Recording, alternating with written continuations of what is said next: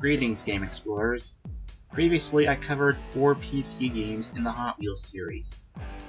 The Stunt Track Driver games provide simple nostalgic fun, Crash is a surprisingly decent puzzle game, and Micro Racers is a cheap licensed cash grab, not worth the disc it was printed on. These were all published by Mattel back when they published PC software. Now we look at the console side of Hot Wheels racing games. Mattel did publish console games, but their Hot Wheels brand was always handled by other publishers.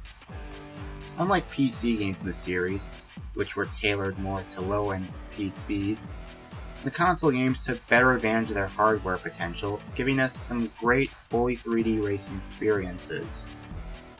Hot Wheels Turbo Racing was developed by Stormfront Studios and published by EA in 1999 for Nintendo 64 and PlayStation.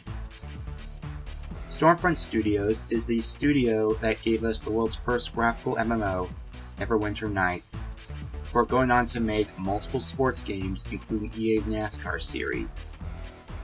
It is considered by many to be the best Hot Wheels game, and it does pretty much everything expected from a Hot Wheels game. You choose a car and race against 5 opponents over jumps and through loops for the championship. Pickups will give stat boosts, like better traction or suspension, and exploring the track can turn up some unlockable cars. The stunt system is similar to that of Stunt Track Driver, this time earning fuel for your turbo boost for each flip, spin, and roll. Don't expect to pull off any of the crazy combo stunts from Stunt Track Driver, as there aren't any massive jumps like in that game. However, the fact that this game is fully 3D means that your landings don't have to be super precise. As long as you don't land on the roof, you'll be fine.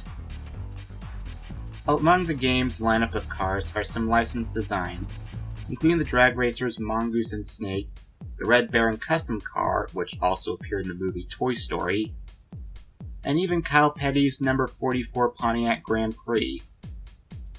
This game is notable for featuring music by Primus, and the PlayStation version even had the song Fuel by Metallica in the soundtrack.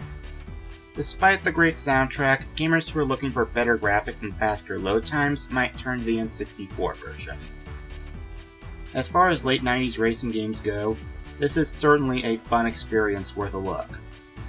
This would be the only Hot Wheels game published under EA, as THQ would get exclusive rights to Hot Wheels across all gaming platforms in 2001. Next, we'll take a look at Hot Wheels Velocity X, developed by Beyond Games and published by THQ in 2002, PlayStation 2, GameCube, and PC. The first Hot Wheels game on the so-called 6th generation of consoles, this game takes the racing gameplay and adds vehicular combat. Beyond Games had some experience with vehicular combat, having developed Battle Wheels on the Lynx, Redline on PC, and Motor Mayhem on PS2. Velocity X takes the action from the racetracks of prior games to the city streets, with stunt ramps akin to a skate park. The result is a quite different Hot Wheels experience that still feels like part of the series, with all the boosting and mid-air stunts that the series had been building from. You get to choose from racing, combat, and exploration, with the levels in the single-player campaign having a rule of all 3. You choose a car and a starting mod, with more weapons and accessories to collect while driving.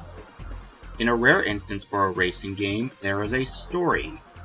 You play as Max Justice, who is on a mission to recover a stolen fuel formula and prototype car from the evil Otto von Diesel.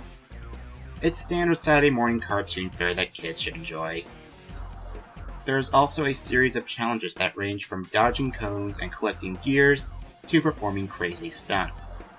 As far as racing games go, this is certainly an underrated one, and if you enjoy arcade racing or are looking for something to play with your kids, Velocity X is certainly worth a second look.